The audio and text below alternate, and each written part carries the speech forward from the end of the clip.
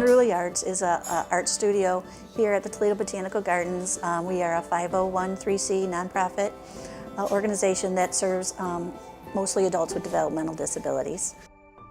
The name Unruly Arts came about.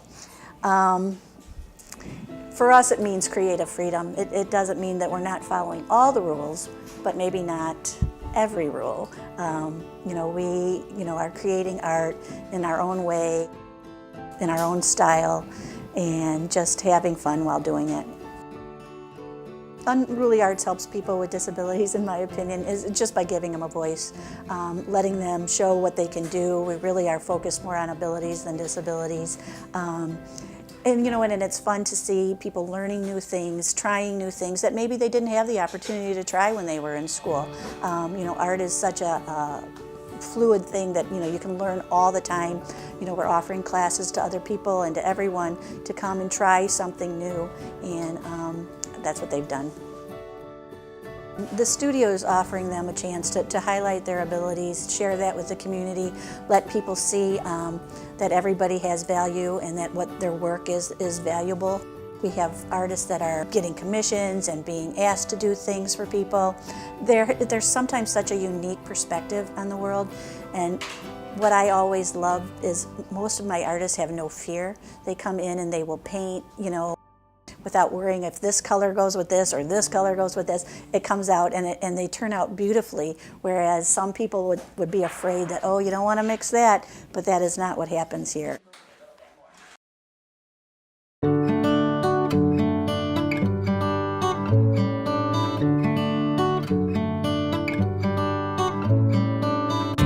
We have six regular artists that are coming anywhere from 3 days a week to 2 days a week, depending on their schedule. It's driven by, some of them work other jobs, so they may only come 2 days a week. Part of our job here at the studio is to maybe get their work presentable for sale. So some of their work, when it's finished, will get framed or matted and maybe turned into another thing. So if they're painting on a metal plate, it might get turned into a flower or a bug or a metal fish. And then we're getting those ready for art shows so that we can make them marketable. And then that money that comes, when we do sell things, will be split equally between the studio and the artists. We've been really fortunate that we've been received so open-armed and kind. Being here at the Gardens gave us kind of instant validation, which is really nice. We're a part of an art community here that is vibrant, and the artists here are been very forthcoming and trying to help us also. We also have some wonderful contacts in the community that have been wonderfully supportive.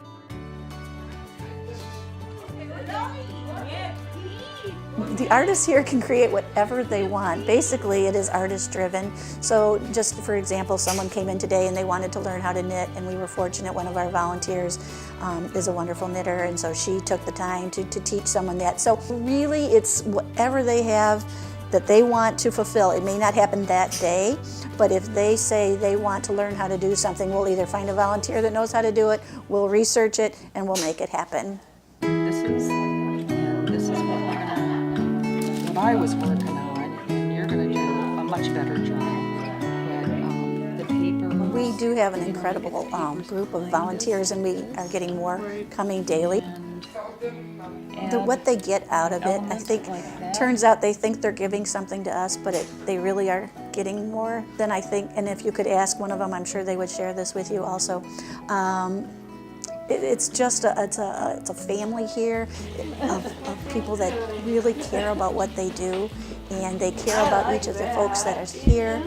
Some people really gravitate towards one person or another, and weekly they are coming back. They're bringing us stuff. They've made a commitment to us. Why they come? I think it's because it's happy. Well, when I first started volunteering, I thought I could bring to the table some of my jewelry making and my past art career as well, with painting and with copper. What happened was, when I came through the doors, everything that I thought was going to happen, what I could give to others, went out the window. This group here taught me. They taught me how to be a good artist. They brought to the table work without any boundaries, to be able to communicate with one another through art. It's an unspoken language. And this is the way that we talk to one another. We throw ideas off of one another. They don't look at me like I have a disability, and I have MS. I don't look at them like they have a disability. And so this has become such a happy place.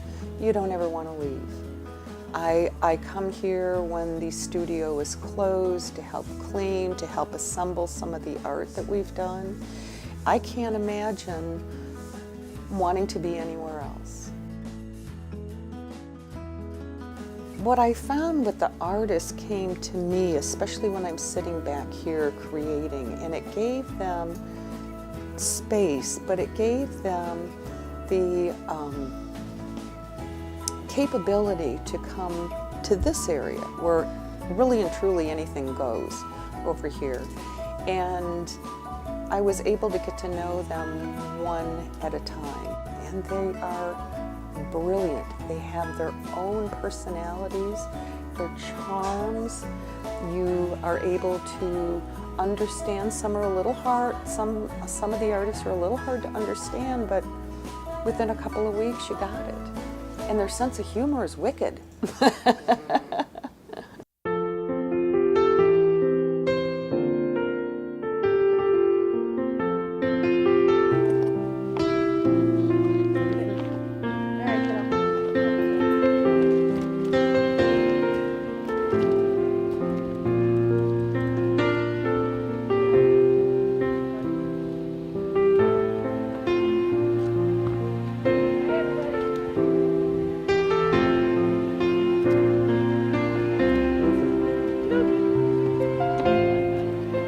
What brings me back here every day, number one, it's my happy place. I have not felt such freedom or joy in a long time. I have a disability. Use a walker, or I'm in a wheelchair. And in the community, even in the art scene, you become invisible. Here, nobody has a disability. That is so freeing to anyone that is disabled, that you are not treated like you're disabled, that you can do things on your own, that you require very little help. And it's one of the happiest places you can be at. 8 years ago, when I first started working with adults with disabilities, and I was so blessed to have that job, I was hooked on day one. It was just, I found out it was my passion. I come because I just love it. I love empowering people. I love being able to create opportunities that people can see how remarkable these guys are. I don't know, it's what gets me up in the morning. I love being here. The future for Unruly Arts, we hope, is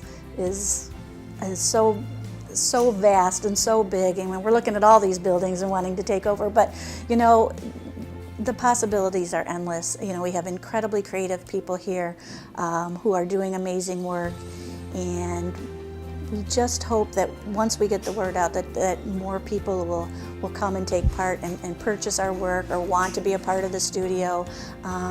We know there's a need to serve more people.